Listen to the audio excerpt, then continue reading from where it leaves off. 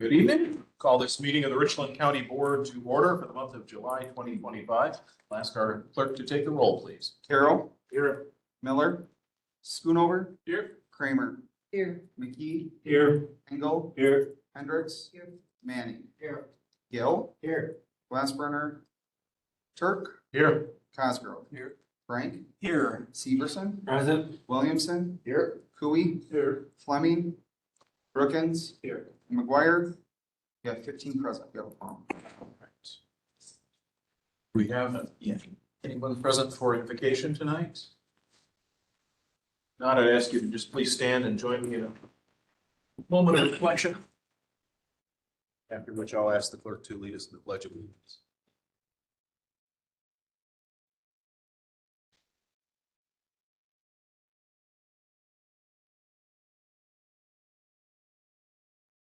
Mr. Kalish. I pledge allegiance to the flag of the United States of America and to the republic for which it stands, one nation, under God, indivisible, with liberty and justice for all.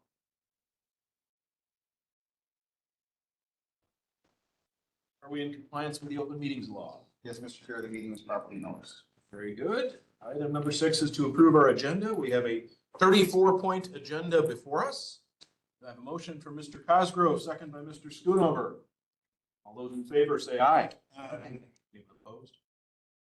We have our agenda. Also circulated are the minutes from the June 17th County Board meeting. Anybody have correction? Mr. Frank? I have a correction on that. I'd like to make a correction on resolution number 2550. It was not my intent to be opposed to that. I said aye at the delayed moment while I was looking through the document for something specific. So that was not my intent to be opposed to that. Please correct it. Thank you. Thank you. Any other corrections need to be? If not, then with that correction noted, I will declare the minutes to be approved. Item number 8 is public comment. We have 3 folks who've submitted forms to do public comment. We'll certainly give opportunity for other people in the room too, but we'll start with the folks who turned in the form, and the first is Shirley Welty. Thank you. My name is Shirley Welty, and I am a resident of Dayton Township. I've also been appointed by the Dayton Township Board to be their representative on the Joint Ambulance Committee. I noticed that there's agenda items number 10 and 11 to deal with emergency services and emergency management. And I'm very concerned about the leadership of emergency services, the staffing levels that are in staffing challenges that are happening there. Additionally, the Joint Ambulance Committee has been notified by the county of forthcoming changes to the agreement between the county and the townships. And as board members, if you're not aware of what the challenges are with emergency services, I strongly encourage you to become aware of them. And I also encourage you to help solve the issues and present solutions to our problems. Thank you. Thank you. And second up is Mr. Brandon Federley. Thank you. Many of you know me, some of you don't. I stand before you tonight as 15 days into the middle and high school principal position at Ithaca Schools. I would like to thank the county board for the donation of science and music equipment to the school. It's going to be put to good use. And from the taxpayers of the county to the taxpayers of the county, it's something that is going to help our county and help us as a school.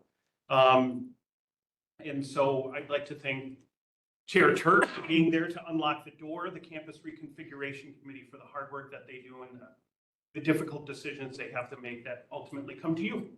Thank you. And the third public commenter is Craig Woodhouse.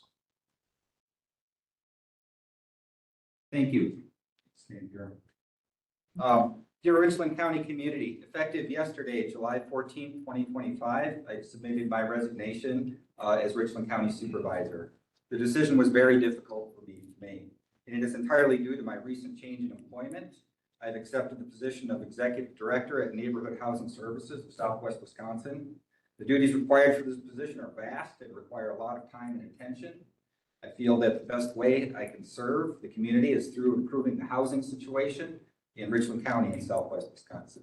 Safe and affordable housing is needed, and the current situation requires serious attention. My hope is that Richland County and the city of Richland Center continue to work together as they have been to solve this complicated issue. And I look forward to working with all the community members, stakeholders, and leaders to improve the situation. I would like to thank the constituents of the 12th district, my fellow supervisors, committee members, employees of Richland County, all of the citizens of this wonderful place that we call home. Thank you for your support. I've learned a lot and continue to learn as we work towards solving the issues that come before us, and I look forward to continuing to work with all of you. Thank you. Thank you. Do we have other members of the public that wish to comment tonight? Yes, go ahead. My name is Ashley Mott, and I am speaking on behalf of the AG German Conservancy. We would like to extend the offer to all the county board members to come into our facility on a scheduled date. We would like you to kind of see what we are currently doing, and kind of just have you guys kind of see, because I don't believe Mr. Carroll was in there, but I believe not many of you have actually been in there. So we would just like to extend that offer to you. Thank you. Any other members of the public that wish to comment? Online? All right. Then we will move on to item number 9, appointment to various boards, committees, and commissions. So earlier today, the Committee on Committees met, and they are making the recommendation that Randy Schoonover be appointed to the Campus Reconfiguration Committee and the Executive and Finance Committee. All right, so looking for a motion to confirm those appointments. Motion by Manning, second by Gill. Discussion? All those in favor, please say aye. Aye. Aye. Anyone opposed? So confirmed. Thank you, Mr. Schoonover, for agreeing to take those on. Any other appointments we need to deal with? Not under number 9. We'll move on to number 10, appointment of Emergency Services Director. So I would ask that Barbara Scott be appointed as the Emergency Services Director of the Ambulance Service. She has agreed to a 3-month commitment until a new person could be hired. So there's a motion by Cooey, second by Severson to confirm the appointment.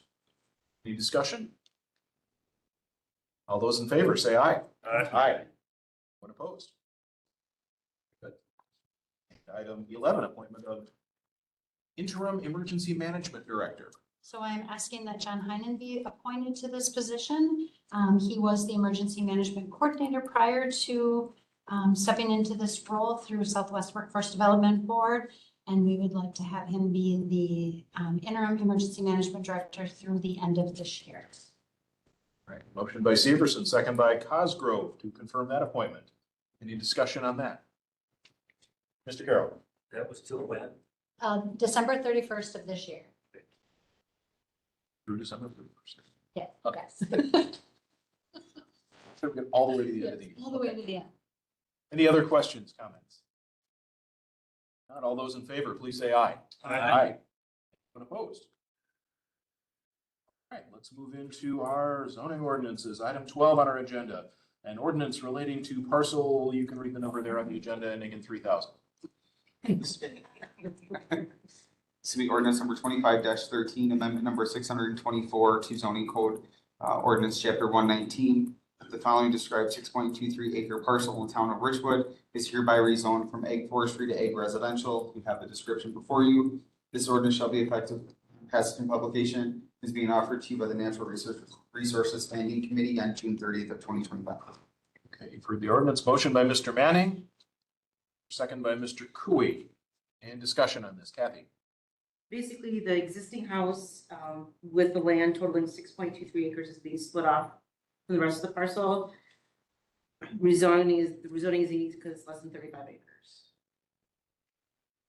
Explanation, anybody have questions? Not all those in favor, say aye. Aye. Anyone opposed? This is adopted. Item 13, ordinance relating to rezoning the parcel ending in 0000. This will be ordinance number 25-14, amendment number 625 to chapter 119, with the following described 2.3633 acre parcel in the town of Richwood be rezoned from ag forestry to residential district. Again, effective upon passage and publication and offered to you by the Natural Resources Standing Committee on June 30th of 2025. Okay, that's the ordinance. Looking for a motion. Motion by Schoonover, second by Cooey. Discussion, you happy? This parcel is being sold to a family member who is going to build a house. Anybody have questions? All in favor, say aye. Aye. Ordinance is adopted. Item 14, ordinance relating to rezoning a parcel ending in 2000. This will be ordinance number 25-15, amendment number 626 to chapter 119. The following describes 6.9 acre parcel in the town of Dayton, from ag forestry to ag residential. Again, effective upon passage and publication and offered to you by the Natural Resources Standing Committee on June 30th of 2025. Okay, you've heard the ordinance. Motion by Manning, second by Cosgrove. And discussion. This was an existing parcel that was zoned to ag forestry, but it's only 6.9 acres, so it's zoned to the correct zoning district. Any have questions on this one? All in favor, say aye. Aye. Opposed? That ordinance is adopted. And then item 15, ordinance relating to parcel ending in 1100. This will be ordinance 25-16, amendment number 627 to chapter 119. The following described 0.6 acre parcel in the town of Westford is hereby rezoned from residential 1 to ag forestry district. The ordinance shall be effective upon passage and publication and is being offered to you by the Natural Resources Standing Committee on June 30th of 2025. Okay, do I have a motion? Motion by Mr. McKee, second by Supervisor Kramer. Discussion on this one. This one's kind of an odd one. We're going from residential to ag forestry, but the husband and wife who owns the parcels next to it is a big farm.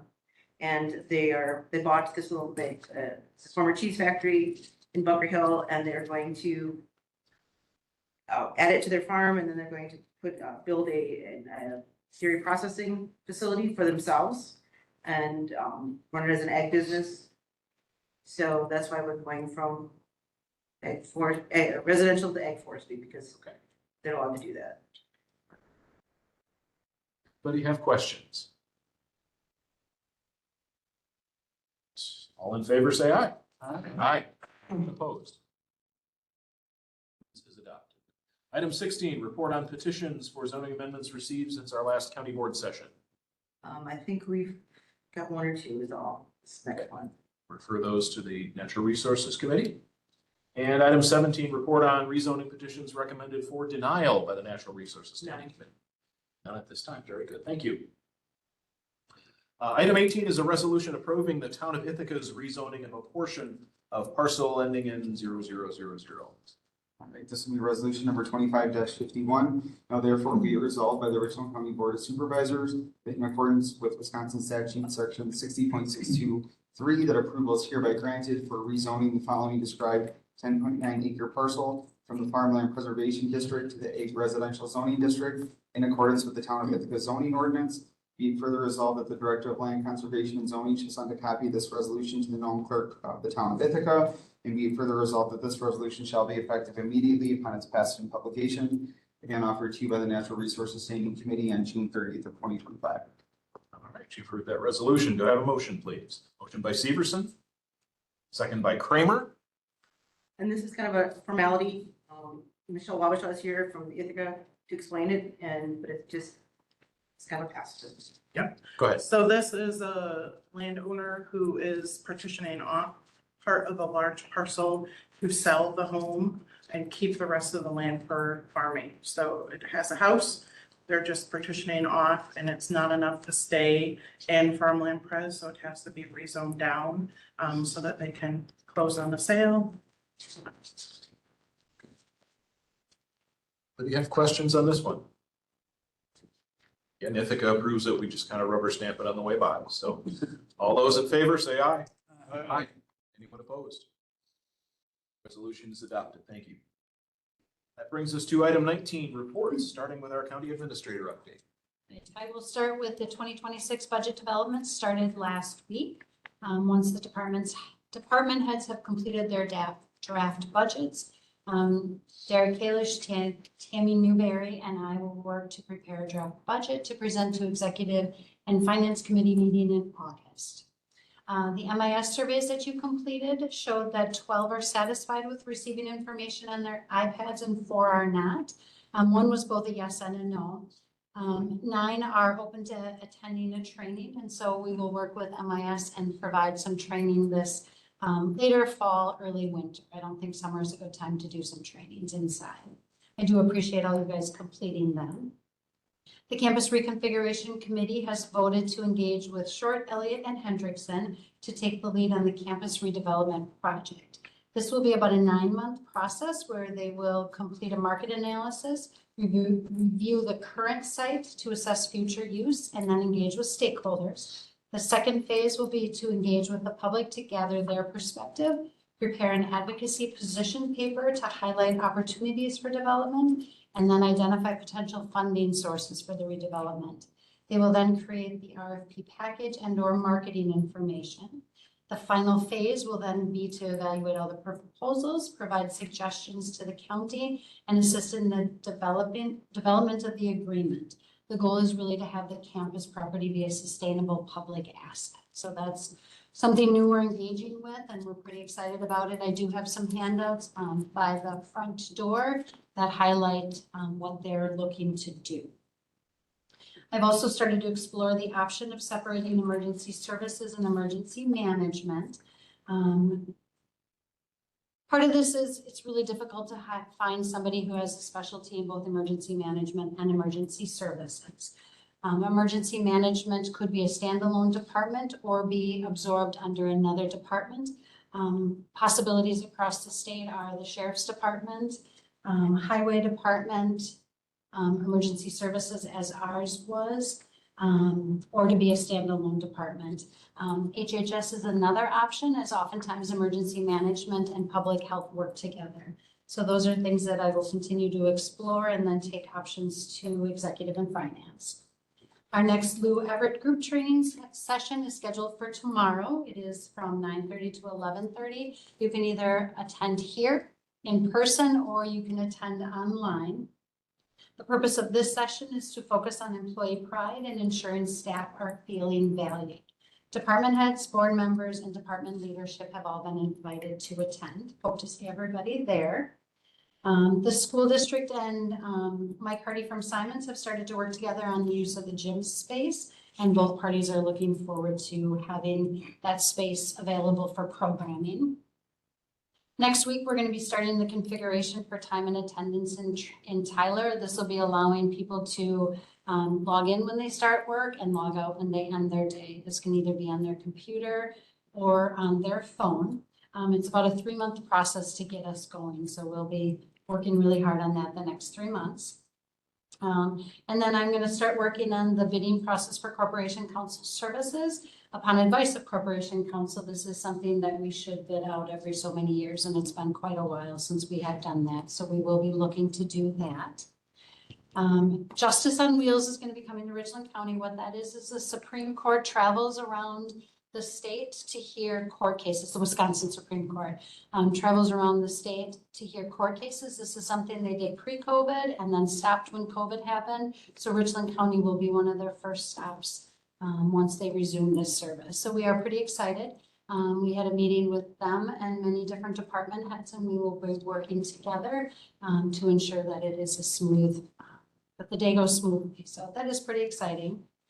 Some campus updates, as Brian shared, Ithaca has been in there and received some property. Weston has, Richland Center School District have all received items, and the Richland Center Library has also been there. And then Ela from the Wisconsin Economic Development Corporation will be here for a tour of the campus and to talk more about the grant, the $2 million grant that we will be receiving. We just really want to make sure that we're in full compliance of the grant expectations. So that'll happen at the end of this month. And then the last thing is I did put a survey on your space, and I will also be emailing it out if you want to take some time to fill it out. We're really looking at does this current structure work for everyone? Should we make some modifications before we have the next board come on in April? So your time to fill that out is much appreciated. That is what I have. Like those by next week? 1 week, yes, 1 week, please. Anybody have questions for administrator? Go ahead, Susan. When you say that they can log in on their phones. Yep. How are you gonna know that they're actually at work? They actually have like a GPS type thing set in there that if I have concerns that you're not logging in at work, I can go on the backside and see where your phone was at when you logged in. Oh. It's pretty fancy. Mr. Engel, did you have a question? Yeah, not the decision on the emergency services director, but the communication process is where I have a question. My understanding is that there was an incident on a Friday, and then the executive committee met on Tuesday. And then the board was informed on a Wednesday with a press release, the same one that went out. So my question is, that was 5 open days that the board, at least I didn't know anything about it, and the board didn't know anything about it. And there was a lot of community speculation, gossip, flames, etc. So I was asked maybe 10 times by different community leaders. And when I said I didn't know, the next question is, then why are you doing this? You know, or so that there was a gap between being able to represent the county in a good way. So I'm not suggesting that details be shared, but I do wonder whether or not there should be a protocol that within 48 hours after an incident that's going to cause community questions, whether or not the board should at least be told something like, look, there was an incident, the staff and the board members involved are fully aware of it, and you will be briefed at this date. Because had I said that to the 10 people, they would have been a lot more comfortable. So it's just a question about whether we need a protocol on incidents like that so that we can speak as one voice, not kind of look like we don't know what we're doing, which were a couple of the 10 comments. I think one thing that there's staff turnover often at the county level. And so sometimes it's hard to gauge which ones need to be brought to the attention and which ones don't. At the, oh, okay. Cool. So if you're like stopping me. I think sometimes that is hard. I guess what I want to say is if there is a change in personnel, I will always make sure that the work gets done, that we are doing what we need to do to remain in compliance with our state expectations, our county expectations. But that is something that, yes, most definitely I can look into and think about how do we better roll out the information to cut down on. 5 days, given the gossip rumor in Richland Center and how deep it is, can really cause some damage. So that's the only reason I bring it up. And again, I'm not questioning the propriety of it, the professionalism of it, or any of that. Just the communication protocol about being able to speak accurately. Should we direct members of the public who have concerns to contact the administrator directly or the board chair or the chair of executive and finance, since they're typically informed about major personnel issues? It is difficult. Our policy is not to speak on individual personnel actions, so it is difficult to communicate that effectively and confidentially. So that's why we usually wait until there's an opportunity for a closed session update. So if we sent an email out saying, hey, this person no longer works for the county, just a heads up. But even then, I wouldn't be comfortable sharing any detail for why that happened. So if people actually want to know the information that we can release, they should contact the official sources. My historical experience is that they're not actually interested in the truth. Well, or they're not going to follow up on contacting those two, and the gossip is going to continue. So I want to be clear with what I said. which was, I'm not interested in the details, but other than something like, there is something that happened. People are on it. We have our best people on it. Just tell them that that's the case and we'll be freed soon. Mr. McKee. In the same respect, I was asked what happened at EMS. And I told him, I'm not aware of anything that happened at EMS. Well, don't you think you should know? And he says, no information was communicated to me. Mr. Severs. Ms. Clemens, did you notify county board leadership that day? I So spoke with, we technically were informed through our county board leadership. I spoke with both Mr. Turk and Mr. Williams. And as Attorney Wendell said, we wouldn't disseminate details of anything that happened down the food chain. It was something that needed to wait for a closed session, which we did do on Tuesday that week, correct? Yeah. But, commentary about, getting something out communication wise officially is well taken. I actually had the executive and finance on Monday. Monday, okay. Any other questions for the administrator? Thank you. Next item under reports is legislative updates. Do we have any representatives of our legislators here tonight? We wanted to make provision on the agenda. We determined at our last time when we had a legislative representative here that it's cumbersome to put them under public comment because they're not really talking about necessarily anything on the agenda. So we've created an item under reports that will have a supporting item under there for any legislative folks, whether they're federal, state, whatever, that want to come and share anything with the county board. So if we have none tonight, we will move on. Brings us to item 20, discussion and possible action, county board rules related to public comment. So this was something that was asked to be on the agenda last month. I believe there was some discussion about the 3 minutes. And so we put this on there so that you guys could have some discussion on this. So we have it as an agenda item. Well, Engel, you brought it up initially. That was what I raised. I was concerned, want to make sure that everybody feels welcome in public comments, no matter what their learning style is, their cognitive disability, their strength, etc. The examples that were given last time, people can write it down. They can ask a friend to come and speak as well. They can defer their time to somebody else. Those are all good, positive things. But they're also very linear logic, linear and reasonable. If you have an emotional or cognitive difficulty, sometimes the emotions get to the point where you lose your rationality for a moment. And you forget things and you forget your place. So my thought is if we would have a second 3-minute, non-consecutive, that it would be like a security valve for people. I don't think people would use it all the time. I think it would be similar to the 10-minute rule that the county board members have for speaking twice. It's just a similar process. It's just a nice safety valve to have. And if we look at what's going to happen in the future with the Medicaid cuts and with the SNAP cuts, we may have more people with those types of learning issues coming before us. I just want to make sure that they feel welcome and heard. Other comments, suggestions on this issue?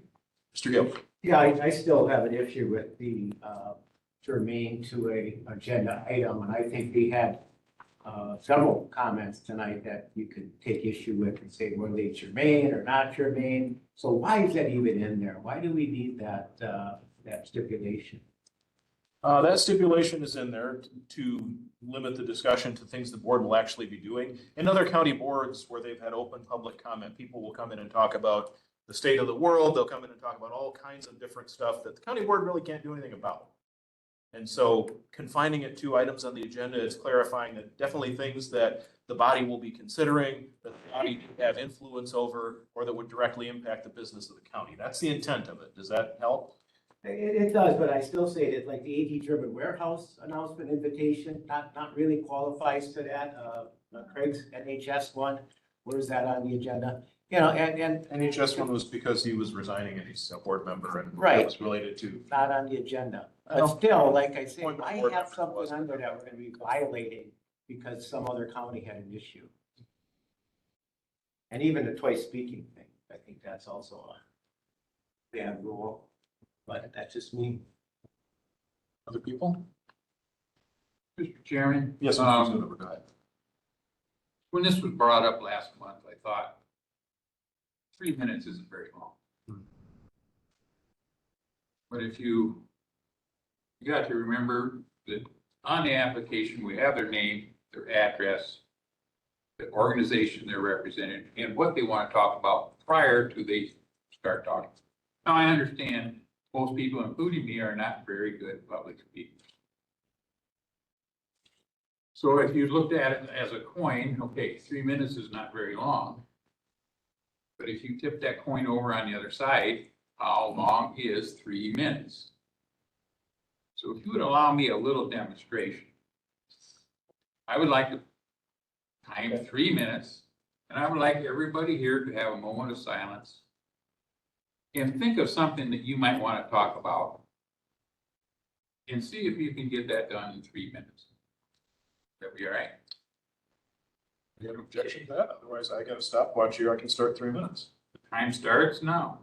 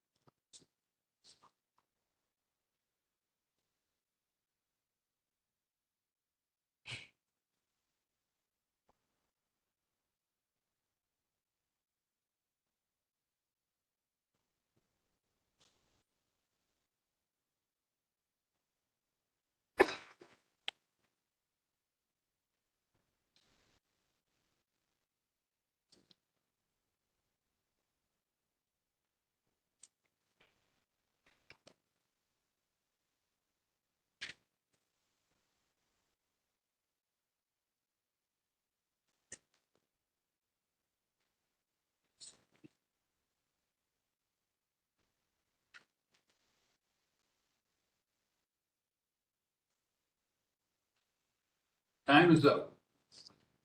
Mr. Chairman, I think 3 minutes is accurate time. And I understand if there are people that are going to struggle with their presentation, we're always going to give them enough time to be heard. So I think that the rules should be left as the way they are written. So Randy, let me respond to that from the people I was trying to talk about. When you first said that, my anxiety kicked in. So the first minute was me trying to settle down so I could think about the question you asked. Then my ODD kicked in, and I wondered if people were going to like what I was going to say. So I had difficulty with that. And then there's all these other dynamics that go on in people's psyches that we don't know about. So all I'm suggesting is that 3 minutes may not be enough for some people. And for those people, they deserve the respect they have another option. Mr. Windham. So that's also an ADA compliance issue. If someone takes the effort to contact us ahead of time and says they require accommodation to utilize their right to make public comment, that would be something that we'd have to adhere to. So if they were willing to share enough to at least say, it's going to be difficult for me to get through this. So if I can have some additional time, that's something that would be discussed beforehand, and then that additional time would have to be allotted to them. But again, But it does, my immediate argument to that is they have to reach out to us in the first place. And if they're, not comfortable with public speaking, they're probably not comfortable with making a phone call or something like that. So it's not a catch-all solution, but there is a mandate in place for those individuals, even without a rules change. it's another linear, logical argument rationale. Mr. Carroll.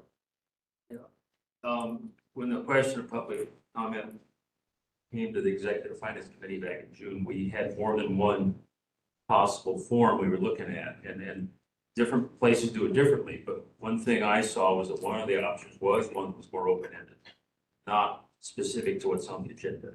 Now, I would be open to doing that as long as keep some kind of guide rails on it. Well, I really don't mind being outvoted, so I'll just make a motion that we have the ordinance it amended to say 2 3-minute sessions that are not consecutive. We have a motion to amend our board rules for public comment to provide for 2 3-minute opportunities for an individual. I have a second for that. Second by Mr. Cooey. Discussion. Mr. Carroll. I think it makes a lot of sense because sometimes people won't learn the details about issues we're working on till they're in the meeting. And it may make them want to add input towards the end of the meeting after they've heard what decisions are being worked on. So I would be in favor of having 2 separate. You're talking about 2 items on the agenda for public comment. What we were discussing was just allowing it wouldn't be a separate opportunity on the agenda. It would just be 2 opportunities within the public comment item for an individual to have. But what I'm saying, two separate opportunities on these. Okay, well, that would be a different motion. Oh, okay. I misunderstood the. Okay. motion. Has this been a problem? In my experience as chair and vice chair, there's only been occasional times when we've had to enforce the 3-minute limit. Tonight, everybody was at a minute or under for the most part. So I don't know if the temperature of the room had something to do with that or what, but we haven't had problems with it historically. I would say that as chair or whoever's acting as chair for the meeting, we should definitely extend grace to those who might be struggling with it. Sure. Because we want to give everybody their fair chance. And if they need a minute to collect their thoughts again before they start talking, that's certainly appropriate. Back in our original zoning, back to the solar farm, this room was packed. Mark, were you on then too? If we went ahead to 3 minutes, we might be still talking about it. Yeah, there is a time and place for it, but I agree with Larry. We can definitely, and Mr. Wendell knows that we have certain things we have to follow, but there it was needed. Like I say, it was standing room only in here when and that was just zoning. It wasn't executive and finance, wasn't the full county board. It was just bringing it to the zoning board that we had. Mr. Manning. I was just gonna make a comment that since this has been adopted, I've seen them go well over 3 minutes. Not like anybody's gonna jail them or shoot them or whatever. If somebody midstream want to make a point, they're gonna be allowed to make that. And the 3-minute amount, Mr. Wendell, you were telling me is something that's fairly standard across other bodies too. Other discussion. Yes, Mr. Brookins. I just wanted to say, maybe you could leave it up to the discretion of the chair for, if that person's having difficulty, the chair could just extend them some decorum until they can finish. I think existing rule does give us that leeway. I'm sorry. So that's good to know. Any other, Mr. Cooey? I don't disagree at all with the second. A lot of times people, so we're talking about whatever, and I speak for 3 minutes, and then Kerry comes and speaks for 3 minutes, and he sparks something to me that I didn't realize or didn't recognize. I think it gives them the opportunity to go and validate their point, whatever it means. The other thing is, at the end of the day, it's the only opportunity for the people of the county to speak, really, at least in this form, in this arena, for everybody to hear what they're saying, not just what they say to me or to you or anyone else. So the only time that you'll really have to manage it is, of course, is a serious concern, right? And that's what it's built for. That's what the 3 minutes is for. Otherwise, I think nobody would say anything if someone was sitting there talking about whatever. But when we make a difficult decision, you're gonna get more responses like that. So I support it. I don't think it's a bad thing. I don't know how much it'll get used, but at least it's an opportunity for people to use. Mr. Frank? Thank you. So this applies to the board rules. Does this apply to the rules of any of the committees? So the individuals would have the opportunity to speak at any of the committees because all those committees and decisions come up to here. So there's choice, opportunity one there to talk to the committees when it comes up on the agenda. There's the opportunity to meet with your representative from your area. You have a representative, you voted for somebody, you have that opportunity to do it. Option three, you can come to this committee and have 3 more minutes. There's numerous opportunities to do that. I don't think this should be the end all of the discussion. Hopefully the people are looking and going, oh, here's a topic that's of concern. This is the committee that's dealing with it. Let's bring it up through the process. And then they still have last choice. I'm not in favor of adding that. Else? Yes, Mr. Severson. Since everybody's talking tonight, and I just want to say that I really like the engagement that's happening here with the board. This is what we're supposed to be doing, and we need to do more of it. So thank you to everybody who's making comments and debating. I think it's really good. Anybody else have comments on this? So the motion before us is to amend our county board rules to give a second 3-minute opportunity to individuals who wish to address the board instead of limiting it to just one. Roll call. We've had a request for a roll call vote. All right, so looks like this time we start with, we haven't had a roll call vote for a little while, so. Okay. So Kramer, Oh, McKee, No. Engel, Aye, yes. Hendricks, yes.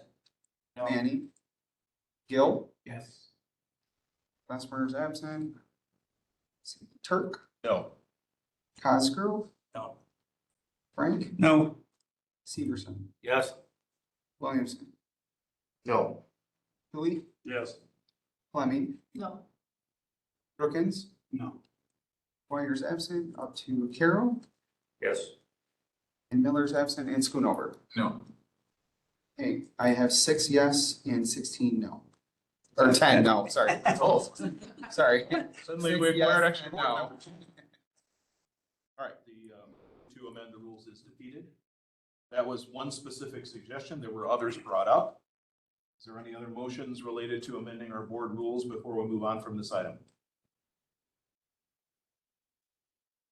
People had talked about the fact that it's restricted to items on the agenda. Mr. Chair.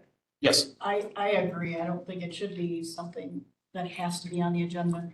As they said, there's sometimes that people need to come in and talk about certain things, so I guess I'd like to make a motion that it doesn't have to pertain to that particular agenda. We have a motion. Do I have a second? Second by Supervisor Kramer. Mr. Brindle, you had a comment? Just a suggestion, Mr. Chair, all comments must be germane to an item on the meeting agenda or reasonably related to the business of Richland County. Okay, so that would be an additional bit of language we could add. Does that address your motion? Yes. Does that address your second? Okay, so our motion is to add that bit to our public comment policy in our county board rules. So we, I believe somebody used the phrase guardrails. There are still some guardrails on the topic, but it doesn't necessarily have to be related to a specific agenda item. A discussion on that amendment.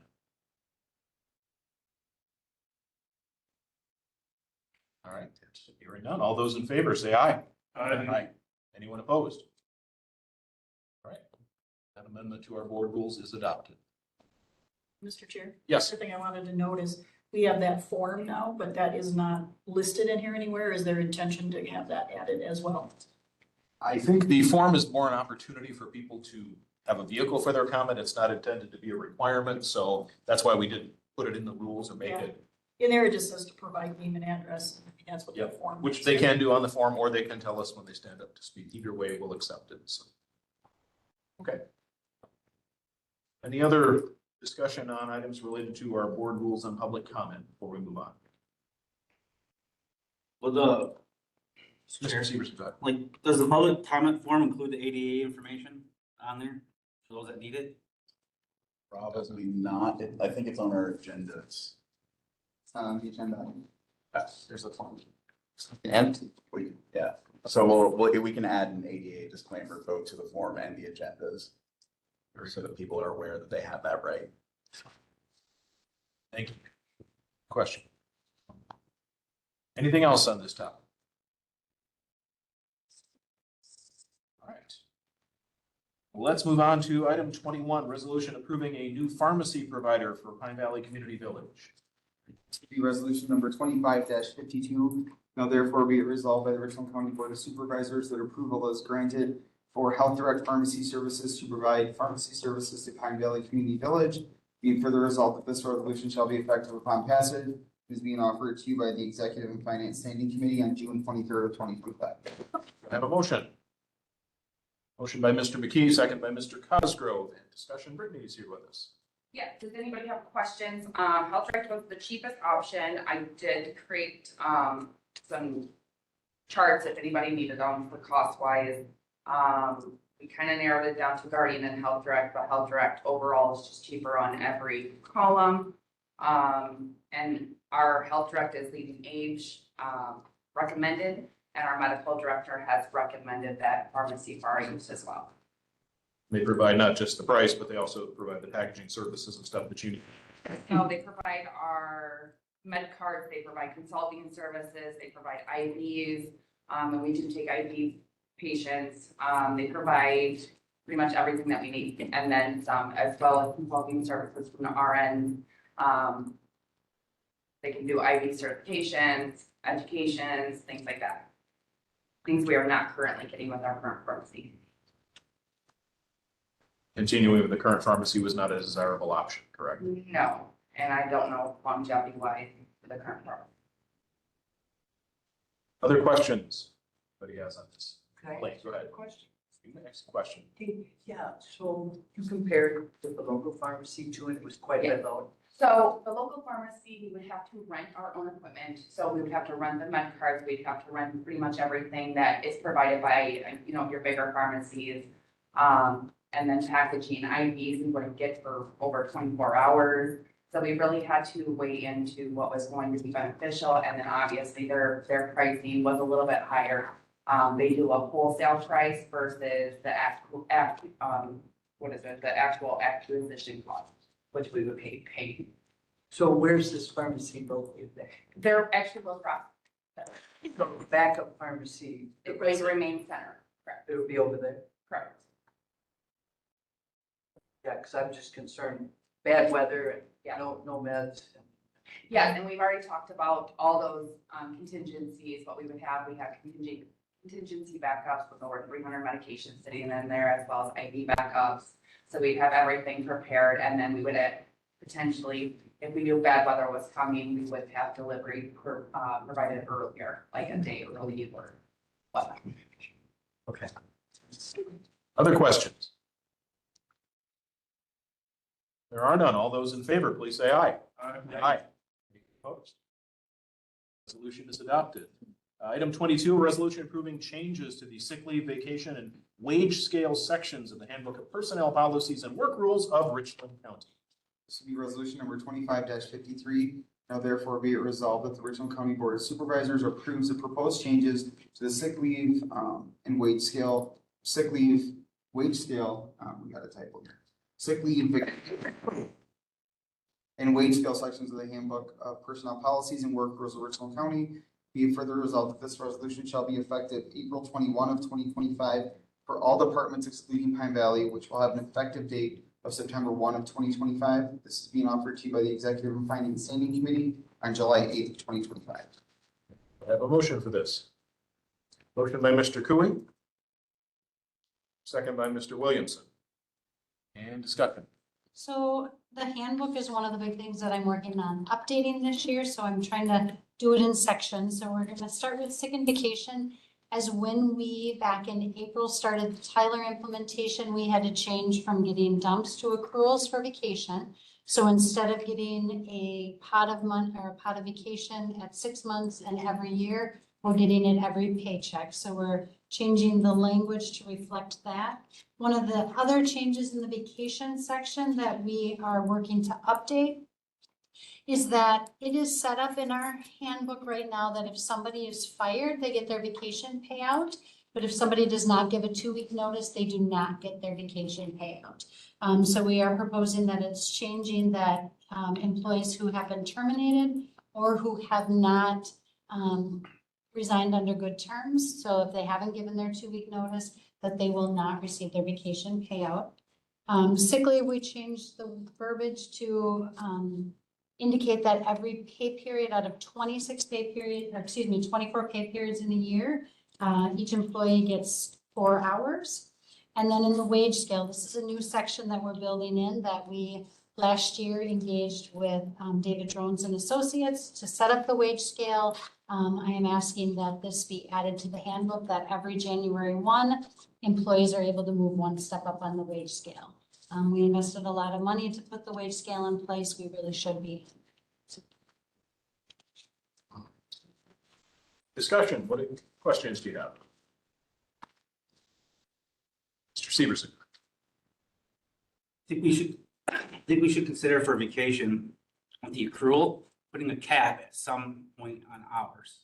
Whether it's like 365, 3 whatever, because you're gonna start having this bank of money with every employee and then we're gonna be responsible to pay out, so. So how we have it set up is starting on 1/1 of 27. Thank you for bringing that up because we didn't have that. Employees can carry over whatever they earned in that year plus 1 week. So the max an employee could carry over is 6 weeks. Okay. Yes. So yes, we did build that in. Thank you.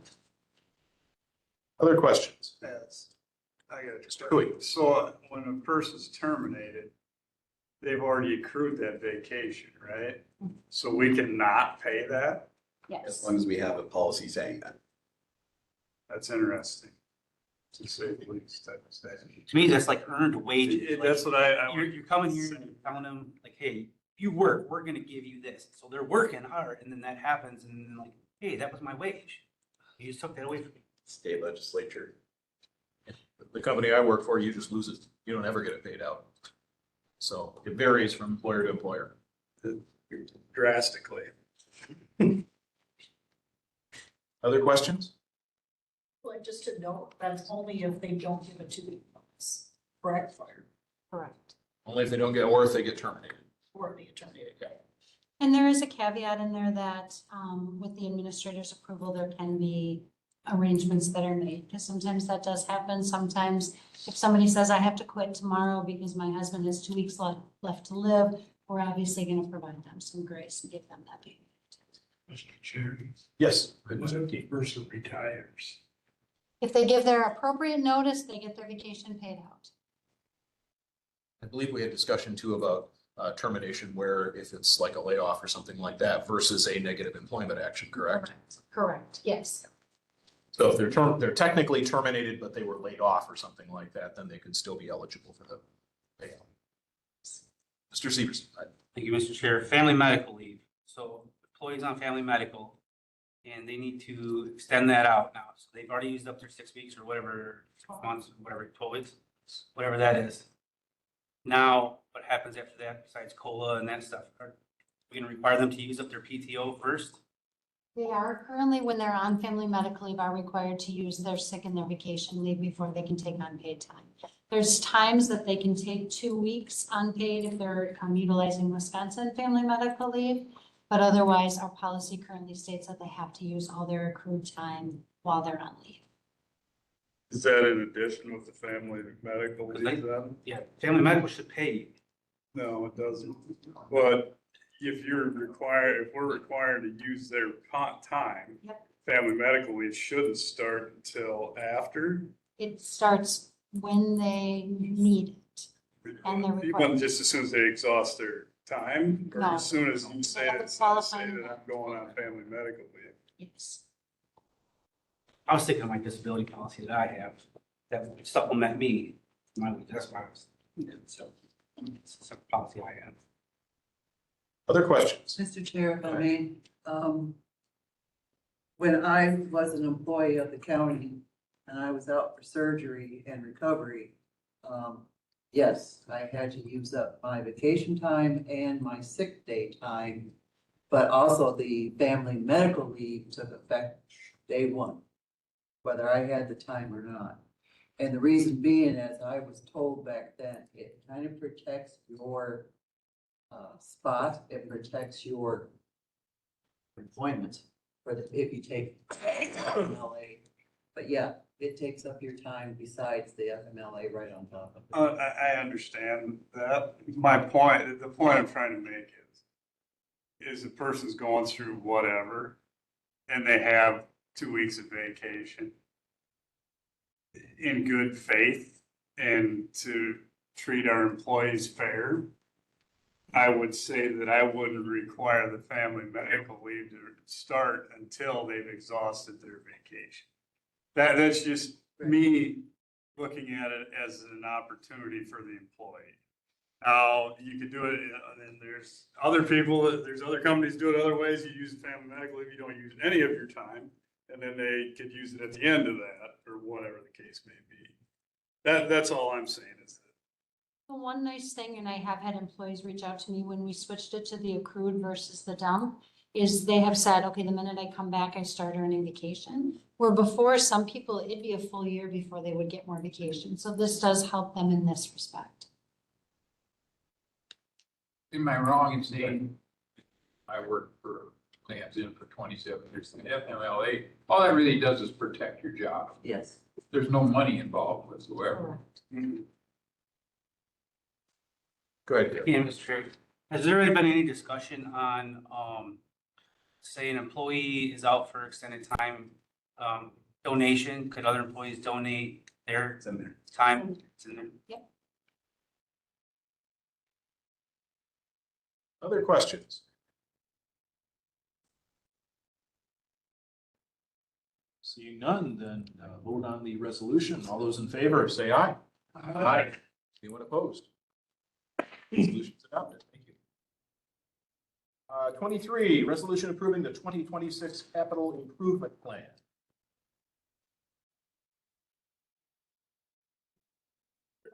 Yeah, we have a resolution. We're together? All right, so go. Okay. Somebody tell us. I'm ready to talk about it, Emma. Talk about it. Okay, resolution 25-54. Now therefore be resolved by the Richland County Board of Supervisors that the 2026 capital improvement plan is approved as presented. Be it further resolved that Administrator Clements is directed to initiate the required procedure to utilize short-term borrowing, and be it further resolved that this resolution shall be effective immediately upon passage. This is being offered to you by the Executive and Finance Standing Committee on July 8 of 2025. I apologize. It's the heat. Yeah, you've heard the resolution. A motion from Mr. Manning, second from Mr. McKee. And to clarify, this is our short-term borrowing capital improvement, right? Yes, yes. Okay. So what we are asking for tonight is that we be able to do short-term borrowing. The projects that we are looking for are in our small courtroom. We do need to upgrade, or we do have to implement technology in that small courtroom. There are funds currently available, so they need $25,000 to be able to complete that project. Our MIS department is looking for $80,000 for a countywide server. At Highway, they're looking for the $500,000 for their vehicles. Sheriff's is looking for money for their new squad, some new squads and some department software, and then Simon's with their HVAC replacement. So those are the items that we have approved for short-term borrowing that we're looking for your approval. So the total is $1,064,000 that we would short-term borrow.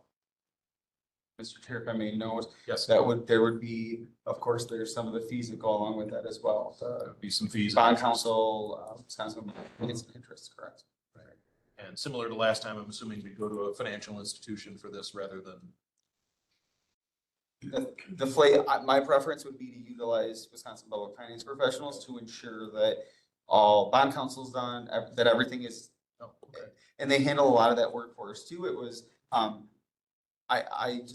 think that process is just much cleaner, much more transparent, much better organized than just going out like we did last time, so. And there will be a resolution that comes to us to actually do the borrowing, so. Right, so we'll have your initial resolution for, in September and then the sale in October, as we've done in years past, other than last year. Questions? Mr. Gill. Just a note that sheriff is misspelled. We already got it. Good to hear. Mr. Frank, go ahead. The Simon Center, 250,000, is there a city piece to that also? Is this, what's that? There would be a half with the city. I've reached out to the city and they have indicated that they would not have the funds for 2026, but would for 2027. So before we would start anything, we would either have an agreement signed by them that they would reimburse us in 2027 for this, or we would wait till 2027 to do this. I'm also curious, Venture did the analysis of the building, so we really want to make sure that, we need to get input from them. Are we going to really need to do this in 26 or can it wait till 27? But this is one item that we have put off for many years. Thank you. Any other questions? Not all those in favor, please say aye. Aye.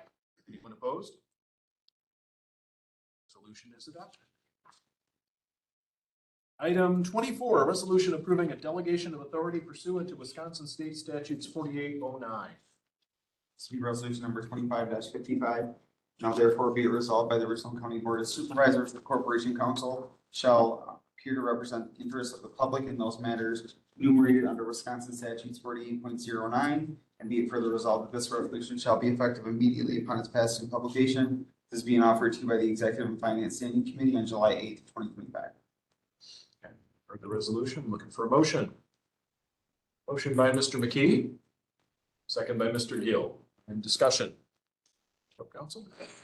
So this came about, I was assisting HHS with a juvenile guardianship, and it pointed me to the statute spelled out in the resolution, which specifically precludes Corporation Council from handling certain juvenile matters, guardianships, some chips and some protective placement matters, which is counter to the intention of the board as reflected in the job description for Corporation Council. So the job description that this board adopted specifically states that Corporation Council is intended to handle guardianships and protective placements, child protective services matters. This has not been an issue historically because Attorney Forehand is a dual employee of the DA's office and Corporation Council, so she could just put her DA hat on. But as I take on more of those duties, get some of this off her plate, I need to be specifically authorized to do that. Otherwise, we risk putting in all the effort to get a child in need a safe, permanent home, and it could get overturned due to a procedural fault. Further discussion on this? Any questions people have? If not, all in favor, say aye. Aye. Any opposed? Resolution is adopted. Number 25 on our agenda, resolution approving implementation of an employee assistance program. This will be resolution number 25-56. Be it resolved by the Richland County Board of Supervisors that approval is hereby granted to implement the Employee Assistance Program effective August 1st of 2025. And be it further resolved that this resolution shall be effective upon passage. This is been offered to you by the Executive and Finance Standing Committee on July 8th of 2025. For the resolution, for a motion. By Cosgrove, second by Gill. Any discussion? So Richland County does not have an employee assistance program. This is something that in my 3 years here has been discussed as a need for the county. We do have employees who do, I would say, pretty stressful jobs with the sheriff's department, our ambulance, HHS, Pine Valley. So I did explore the option, and we can get ERC counselors and consultants to provide the employee assistance program to us. Employees can have up to 8 sessions per incident. And so if they have multiple incidents throughout the year, they can have multiple 8-session blocks. The cost would be $2.58 per person per month. And the county has approximately 285 employees that we would be covered. So to start in August and go till the end of this year would be $3,676. So I'm asking for it to be approved for now, and then we will work it into the budget for 2026. Anybody have questions? Go ahead. Where would these be done at? Would they be done right here in the county? We actually have local providers. So they sent us the list of individuals. They didn't give us the names of the providers, but they gave it by zip code. And there are quite a few local providers, but it could be either in person or over Zoom, whichever the employee prefers. Thank you. Other questions? All those in favor say aye. Aye. Opposed? Resolution's adopted. Item 26, a resolution approving the sale of some platinum from the campus. This be resolution number 25-57. Now therefore be it resolved by the Richland County Board of Supervisors that approval is hereby granted to sell the platinum items from the campus. Being further resolved that the proceeds from the sale of the platinum items be deposited into Fund 32, which is VW Campus Outlay. Being further resolved that the resolution shall be effective immediately upon passage. And this is being offered to you by the Campus Reconfiguration Committee on July 2nd of 2025. Motion on this. Motion by Kramer, second by Manning. And discussion. So when Brandon Federley was taking Chairperson Turk through the campus, he shared with him that there were 4 platinum scientific laboratory instrument apparatuses, along with some platinum wire cups that were found there. We did take it over to the jewelry store down the block. And what they shared is that would have a value of about $1,300. It does fluctuate every day, but we are asking for permission to sell that because we really don't have a need for it. Mr. Frank. Yeah, and it needs to go. So we recently just got the gas bill from the campus property from July 1st of last year when the UW system walked away till when we finally received the bill. $36,000, I believe it was. So this will put a little dent in that. a year later. No gold. Have a lot of old computers. Any other questions on this resolution? Otherwise, all in favor, say aye. Aye. Anyone opposed? Thank you. Item 27, approval of an ordinance entitled Payment with Coins or Tainted Currency. Yes, this will be ordinance number 25-7 with entitled Payments with Coins or Tainted Currency. You have the ordinance language there before you. This ordinance is being offered to you by the Executive and Finance Standing Committee on July 8th of 2025. Okay, need a motion on this? Motion by Mr. Gill, second by Mr. Cooey. And our treasurer is here to provide us some background on this, that people actually do this kind of stuff, huh? They do. So kind of research this. This is pretty standard throughout the state. I've seen instances or heard instances where people have brought in 42 rolls of pennies. And as you know, that's not really fun to count. And so I don't have a coin counter. I don't think anybody else in the county has a coin counter. I would have to manually calculate that. And then I'd have to roll it up and take it to the bank. So this is mainly for those that have, they, each department can refuse it if they want to. This is not saying that we won't ever accept coin. This is just for the coins that are meant, like, it's just unfeasible for time constraints and staffing to be able to count that accordingly. So it's for those instances. It's also instances where we have dirty money that comes in, like a pail of coins within a bucket, and you have to take out all the coins from the water bucket. So this is just to kind of cover all of our employees that they don't have to accept that. I don't foresee it being an issue, but it can be an issue, and this is pretty standard, so I wanted to be able to implement that in our ordinance since it's pretty standard statewide. Any questions on this? Mr. McKee? Just tell them to take it to the bank and be gone. Well, if we're refusing to accept it, then that's what they'd have to do. Other questions? Usually it's not like cool water in the bucket. No, not normally. All right, all those in favor of this ordinance, please say aye. Aye. Aye. Anyone opposed? You moving on to item 28, approval of an ordinance entitled Underpayments and Overpayments. This is ordinance number 25-18, underpayments and overpayments. This is, ordinance is offered to you by the Executive and Finance Standing Committee on July 8th of 2025. Do you have a motion for adoption? Motion by Williamson, second by Cooey. Ashley again. So again, this ordinance is new for Richland County. It's pretty standard statewide on a scale of all of the counties. What we have is put in place, or what I've drafted here is pretty standard, $5 for overpayments. That is because I'm cutting checks for $1.52 for tax refunds, and that's just not efficient. It costs $5 to cut a check with the time and the processing paper and postage, things like that. Currently, we're at $1 under and $1 over. So this is really just for cost efficiency, as well as, getting rid of those $1.50 checks that I'm cutting right now. And those are also go on the sale checks, which I normally have to cancel. So that'll decrease that as well. So it's take a penny, leave a penny. Questions? If there are no questions, all in favor say aye. Aye. Opposed? Ordinance is adopted. Item 29, approval of an ordinance entitled Dishonoring Checks. This will be ordinance number 25-19 entitled Dishonor Checks.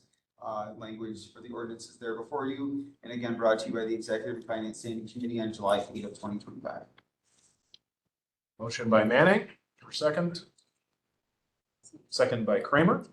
And discussion. So again, this is a new ordinance for Richland County. We currently do not have anything in place as far as a fee that departments could be applying for any stop payments or non-sufficient funds. I've been asked multiple times about that, but we didn't have anything in place. I felt that $25 was pretty low considering. There's other counties that charge more than that, but I felt like for our county, I felt like $25 was pretty standard. That's administrative costs and everything that has to go into stopping the payment and then backing out any non-sufficient funds. It also goes into the departments are able to have the ability to charge individuals or refuse payment by individuals that have a history of checks that are no longer good. So they would have that leeway to do that. It would also give the departments the ability to apply future payments with the fee first, so the non-sufficient fund fee first, and then having that payment or that principal be after that. Any questions on this ordinance? All in favor, say aye. Aye. Aye. Opposed? That ordinance is adopted. Item 31, a resolution item 30, pardon me, a resolution approving free admission to the Richland County Fairgrounds for the annual county fair. So this will be resolution number 25-58. Now therefore be it resolved by the Richland County Board of Supervisors that approval is granted for free admission to the Richland County Fairgrounds for the annual county fair. Be it further resolved that this resolution shall be effective upon passage and is being offered to you by the Public Works Standing Committee on July 10th of 2025. You've heard the resolution. Motion from Kramer, second from Cosgrove, and discussion. So I can start the discussion, but Josh is online if I'm missing pieces of this too. So it was proposed to allow free admission to the fair. Number one, it gives more people the opportunity to come. Number two, we really have struggled in recent years with getting people to help at the gates. We will continue to charge admission for the grandstand events. But the hope is that more people will be able to come, more people will be able to spend money in the hopes that that'll help balance it off in the end. This really is going to be the first time we're going to try that, or try this. And so we'd really like to give it a go and see if that does help.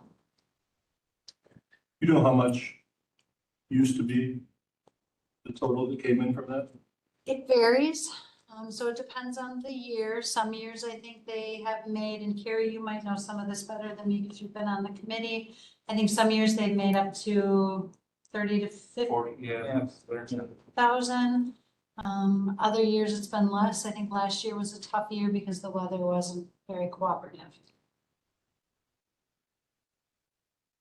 The other part Josh brought up was that getting people to man the gates was a problem, or is a problem. So it'll reduce some of that vertical. The only thing I would say is manning a gate. I get questioned a lot, especially at senior citizen rate. Was always a question. You charged me $10 or $8, whatever it was to get it. But anyway, I think it's good. All that information is completely correct. Typically on an average fair event, like the complete entirety of the fair, we generally will make roughly about 30 to 40,000 for the fair. Again, for the entire event, we think we can make that on just one night of the demo derby. If we have the grandstands packed, we can make like $30,000 in one night. So again, it's going to lessen a lot of the workload that goes into it, setting up the gates, tearing down the gates, moving stuff around, everybody volunteering their time, taking double shifts sometimes because there's not enough volunteers. And again, just what we hear from the general public, as Mark Cooey stated, that, hey, everybody is just tired of paying to get in and then paying for the wristbands. It's just to help lessen the burden and attract more people. Thank you, Josh. Mr. Severson. So like Sauk County, they're a free fair. Walk into that. However, they charge for parking. So if you want to park on their grounds, but theirs is like right in the city of Bearman, just on the outside of there. So there's street parking too, public street parking. People just walk across. There are examples of this around the state. Other questions? All those in favor of approving the resolution for free admission to the county fair, say aye. Aye. Aye. Anyone opposed? Now, item 31, resolution to pay bills to the Richland County Snowmobile Alliance and the Hillsborough Trailblazers from the 24-25 snowmobile maintenance grant. This will be resolution number 25-59. Now therefore be it resolved by the Richland County Board of Supervisors that approval is hereby granted to pay the bills from the Richland County Snowmobile Alliance and Hillsborough Trailblazers for grooming and non-grooming hours through the 2024-2025 snowmobile maintenance grant. Be it further resolved that this resolution shall be effective immediately upon its passage, and that this is offered to you by the Public Works Standing Committee on July 10 of 2025. Okay, that's a resolution. Motion by Manning. Second by Severson. And discussion. I think we're looking at you, Josh. Sounds good. So again, this is something standard. We do this every year. A person from the county has to be the middleman between the DNR and the Snowmobile Alliances to approve all their hours worked on the trails. And of course, this year we didn't have much for snow, so there wasn't really much for grooming going on. Just the regular trail maintenance, signs going up, signs coming back down. Again, this is not affected by tax levy whatsoever. This is all funds from the DNR through private clubs. And then, of course, you just need the middleman, which is us as a county, to get that money from the DNR to the snowmobile clubs. Good. Questions on this? One clarification. Yes, Mr. Severson. The funding is from registration dollars through snowmobiles, the state trail pass, and then there's an excise on gas, on recreational gasoline, up to 55 gallons per registered snowmobile. That's where that money comes from. No tax levy. Very good. Any other questions? All in favor, say aye. Aye. Aye. Anyone opposed? That resolution is adopted. Item 32, correspondence. We have no correspondence to report. Item 33, future agenda items. Future agenda items for the county board that you'd like to see. Anything comes up, certainly feel free to contact the administrator or the clerk or the board chair. That brings us to item number 34. Mr. Manning makes a motion to adjourn, second by Mr. Carroll. All in favor, say aye. Aye, we are adjourned.